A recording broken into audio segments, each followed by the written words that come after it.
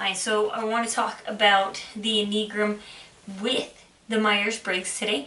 In psychology, there isn't one exact right route to go. And if you look at it the right way, some things can complement each other. I love the MBTI, love the works of Freud and Jung. From their works have spanned many works, and not all of it relate exactly back to it, or stuff that a lot of relates to it. Now, I heard about the Enneagram today. I follow on Facebook, I follow several personality type and watch them converse and stuff. And lately I've been seeing people talk about weird stuff like I'm a 2W1 and it's like I'm a 9W2 and it's like, huh? Okay. I'm like, where'd you get that from? So somebody today said to try out the Enneagram that they like it better than the MBTI. I checked out the Enneagram just because I like to check it out. I mean, I've done the color test. I'm a yellow.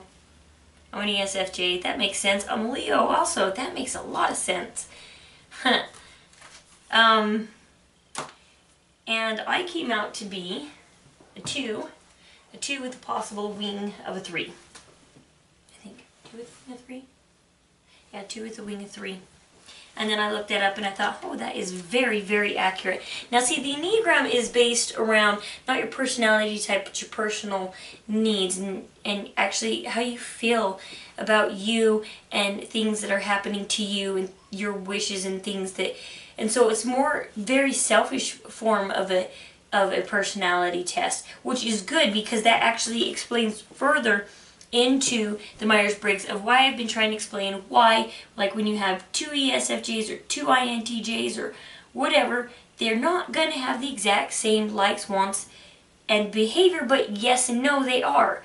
They do and they don't, and that's because it's all about the wings. So when you interpret Enneagram into this, and so what I did is I looked at it, and I'm an ESFJ, and I came out to be a number 2, right here, the helper.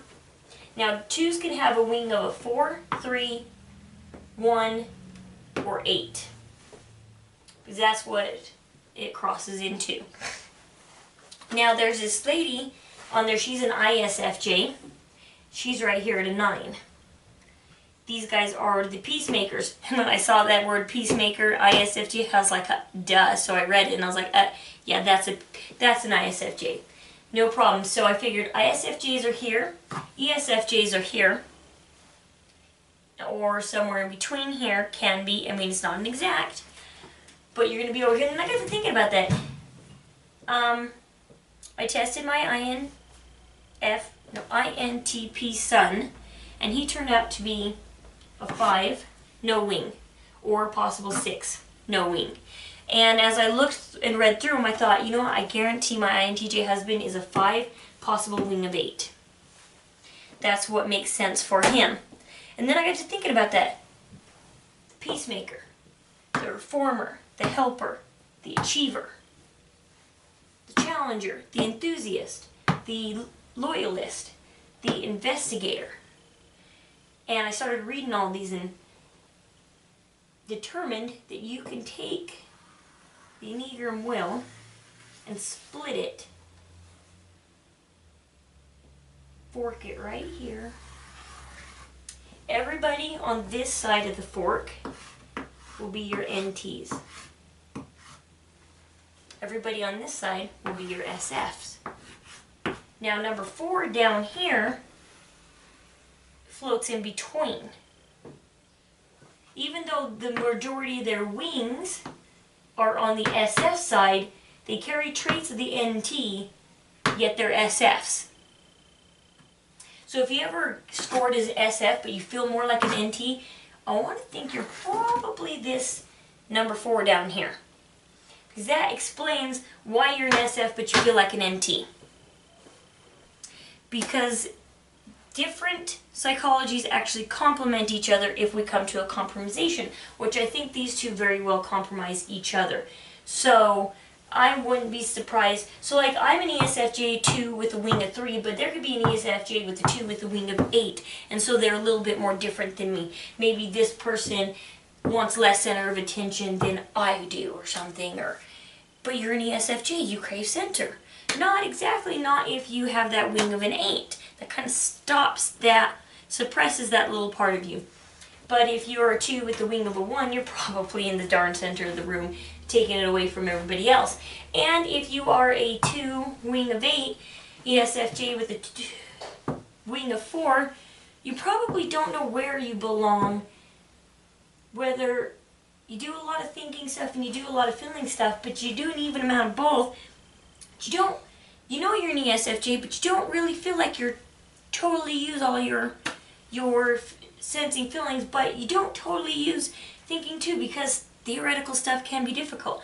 And so this actually kind of explains the selfishness of the MBTIs. So go take it. The Enneagram, E-N-N-E-A-G-R-A-M, the Enneagram, and tell me what you think. I think that all NTs are going to be over here. NTs are 5, 6, 7, 8s.